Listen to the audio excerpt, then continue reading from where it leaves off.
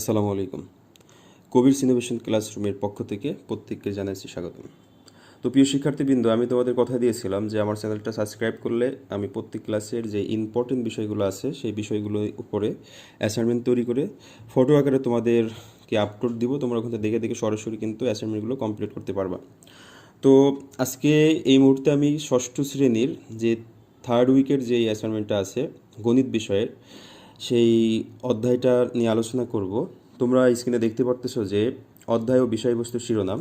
প্রথম অধ্যায়ে হচ্ছে স্বাভাবিক সংখ্যার অঙ্কপাতন, দেশীয় ও আন্তর্জাতিক রীতিতে অঙ্কপাতন, মৌলিক সংখ্যা, যৌগিক সংখ্যা, সহমৌলিক সংখ্যা চিহ্নিতকরণ। 4 নম্বর আছে সাধারণ ভগ্নাংশ ও দশমিক ভগ্নাংশের সরলীকরণ।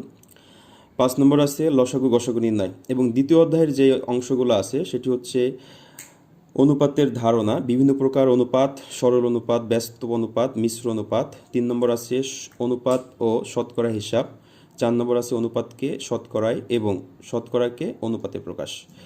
এই কয়টা বিষয় দিয়ে আমাদের যেই নির্ধারিত কাজগুলো আছে সেটি হচ্ছে প্রশ্ন 1, 12, 15, 20, 35 চারটি সংখ্যা। ক নম্বর প্রশ্ন আছে সংখ্যাগুলোর লসাগু নির্ণয় করো। খ নম্বর প্রশ্নটি আছে 5 অঙ্কের কোন ক্ষুদ্রতম সংখ্যা উপরের সংখ্যাগুলো দ্বারা নিঃশেষে বিভাজ্য। গ নম্বর আছে 4 অঙ্কের কোন বৃহত্তম সংখ্যাকে উপরের সংখ্যাগুলো দিয়ে ভাগ করলে প্রত্যেক ক্ষেত্রে ভাগশেষ 10 হবে। 2 নম্বর প্রশ্ন আছে 35 মিটার লম্বা একটি বাঁশের 7 সমস্ত 2-এর 1 মিটার কালো এবং 5 সমস্ত 25-এর 4 মিটার লাল, 8 সমস্ত 10-এর 3 মিটার হলুদ রং করা হলো। ক নম্বর একটি সরল অঙ্ক আছে। খ নম্বর আছে বাঁশটির কত অংশ রং করা হয়েছে, আর গ নম্বর আছে বাঁশটির কত অংশ রং করা বাকি রইল। 3 নম্বর একটি প্রশ্ন আছে যে দুটি কম্পিউটার দামের অনুপাত 3:2, প্রথমটির দাম 55,000 টাকা হলে ক নম্বর প্রশ্ন আছে যে অনুপাতটি আছে এটি ব্যস্ত অনুপাতে রূপান্তর করতে হবে। আর খ নম্বর আছে দ্বিতীয় কম্পিউটারটির দাম কত। গ নম্বর আছে দ্বিতীয় কম্পিউটার দাম যদি 2,000 টাকা বেশি হয় তাহলে কম্পিউটার দুটির দামের অনুপাত কত। তো এটি হচ্ছে আমাদের নির্ধারিত কাজ। এখন তোমরা 1 নম্বর যে পেজটা দেখতে পাচ্ছ, 1 নম্বর পেজে দেখো সৃজনশীল প্রশ্ন 1 নম্বর যে উত্তর দিছি ক নম্বর উদ্দীপকটা আমি লিখে রেখেছি যেন অঙ্ক করতে ভালো হয়, যে সংখ্যাগুলোর লসাগু নির্ণয়। লসাগু এখানে যে পদ্ধতি করা হয়েছে সেটি হচ্ছে দেখো 12, 15, 20, 35 সংখ্যার যে কোনো সর্বনিম্ন দুটি সংখ্যাকে 2 দ্বারা ভাগ করা যায়। 2 দ্বারা ভাগ করলে 6, 15, আর 20কে 2 দ্বারা ভাগ করলে 10 হয়, 35 থেকে যায়। এরপর আবার 2 দিয়ে ভাগ করা যায়, পরে 3 দিয়ে 5 দিয়ে ভাগ করা হয়েছে। পরে বাম পাশে যে সংখ্যাগুলো আছে 2, 3, 5, 7, এই 5টি সংখ্যা গুণ করলে আমাদের লসাগু হচ্ছে 420। এটি হচ্ছে ক নম্বর প্রশ্নের উত্তর। আর খ নম্বর প্রশ্ন যেটি আছে সেটি হচ্ছে আমাদের 5 অঙ্কের কোন ক্ষুদ্রতম সংখ্যা উপরের সংখ্যাগুলো দ্বারা নিঃশেষে বিভাজ্য হবে। সেক্ষেত্রে আমাদের সংখ্যাগুলোর লসাগু নির্ণয় করতে হবে, যেটা আমরা ক নম্বরে বের করেছি। দেখো সংখ্যাগুলোর লসাগু হচ্ছে 420। 2 নম্বর পেজে দেখো যে 12, 15 ও 20, 35 দ্বারা গঠিত লসাগু দ্বারা বিভাজ্য সংখ্যা দ্বারা প্রত্যেকটি দ্বারা নিঃশেষে বিভাজ্য হবে। সেক্ষেত্রে আমরা জানি 5 অঙ্কের ক্ষুদ্রতম সংখ্যা যেহেতু বলেছে, 5 অঙ্কের ক্ষুদ্রতম সংখ্যা হচ্ছে 1-এর পরে 4টি শূন্য। এই 5 অঙ্কের ক্ষুদ্রতম সংখ্যাকে আমরা লসাগু দিয়ে ভাগ করেছি। দেখো ভাগফল 23, ভাগশেষ আছে 340। যেহেতু ভাগশেষ আছে সেক্ষেত্রে কিন্তু নিঃশেষে বিভাজ্য হবে না। এজন্য আমি লিখেছি দেখো অর্থাৎ 1000 সংখ্যাটি 420 দ্বারা নিঃশেষে বিভাজ্য নয়। ভাজ্য 1000 হতে যদি আমরা 340 কম হতো, অর্থাৎ আমরা 340 বিয়োগ করে দিতাম তাহলে কিন্তু নিঃশেষে বিভাজ্য হতো। তো 340 বিয়োগ করার পরে তোমরা দেখতেছো 9660 থাকে, যেখানে কিন্তু আর 5 অঙ্ক বিশিষ্ট ক্ষুদ্রতম সংখ্যা নাই। এজন্য আমরা কি করেছি যে এত হবে তা নিঃশেষে বিভাজ্য হতো, কিন্তু তখন সংখ্যাটি 5 অঙ্ক থেকে ছোট হয়ে যেত। কিন্তু আবার যদি আমরা ভাজ্য যদি 420 থেকে 340 বিয়োগ করি তাহলে থাকে 80 বেশি হতো, সেটিও কিন্তু নিঃশেষে বিভাজ্য হতো। 3 নম্বর পেজ। সেই ক্ষেত্রে দেখা যাচ্ছে আমরা যে 5 অঙ্কের ক্ষুদ্রতম সংখ্যা ছিল তার সাথে যদি 80 যোগ করি তাহলে কিন্তু 420 দ্বারা নিঃশেষে বিভাজ্য হয়। এরপরে গ নম্বর প্রশ্ন হচ্ছে 4 অঙ্কের কোন বৃহত্তম সংখ্যাকে উপরের সংখ্যাগুলো দিয়ে ভাগ করলে প্রত্যেক ক্ষেত্রে ভাগশেষ 10 হবে। তো এই ক্ষেত্রেও কিন্তু আমাদের লসাগুটা লাগবে। সেক্ষেত্রে আমরা লিখে নিয়েছি ক হতে পাই সংখ্যাগুলো লসাগু 420। এরপর 4 অঙ্কের যেহেতু বৃহত্তম সংখ্যা বলেছে আমাদের 4টা 9 হবে। 4টা 9কে আমরা 420 দিয়ে ভাগ করেছি। দেখো ভাগফল হয়েছে 23, ভাগশেষ দেখো 339 আছে, অর্থাৎ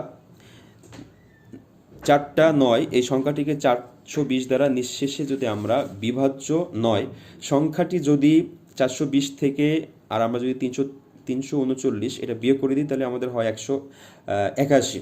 এই 81 থেকে বেশি যদি হয় তাহলে কিন্তু নিঃশেষে বিভাজ্য হয়। তখন সংখ্যাটি হচ্ছে 10080 এবং তা হয় 5 অঙ্কের।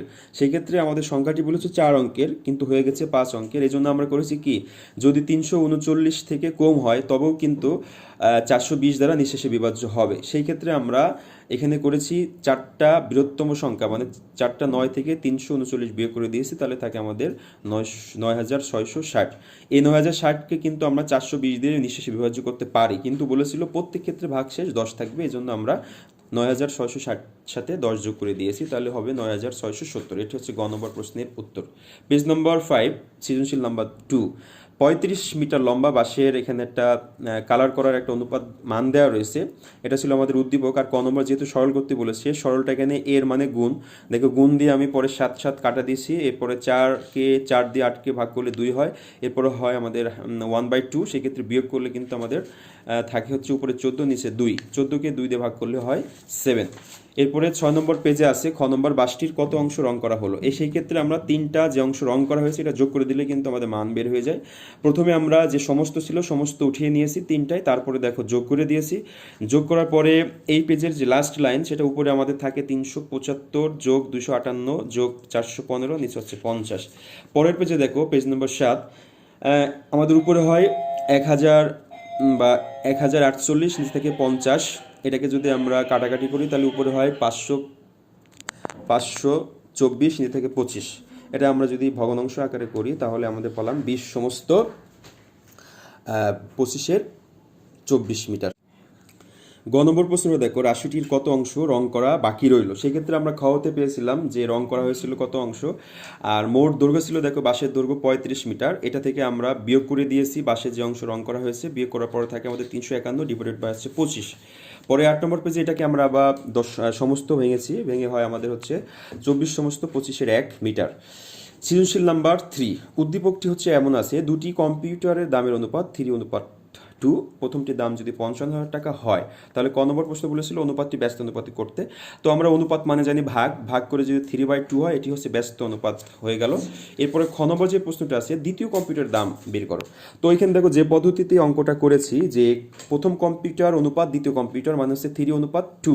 সেক্ষেত্রে দ্বিতীয় কম্পিউটারের দাম হবে প্রথম কম্পিউটারের 2-এর 3 গুণ। সেক্ষেত্রে কিন্তু আমরা দ্বিতীয় কম্পিউটারের দাম যে 55,000 টাকা ছিল প্রথম কম্পিউটারের সাথে, তার সাথে 2-এর 3 মানে 2 ডিভাইডেড বাই 3 এটা যদি গুণ করি তাহলে কিন্তু আমরা দ্বিতীয় কম্পিউটারের দাম পেয়ে গেলাম।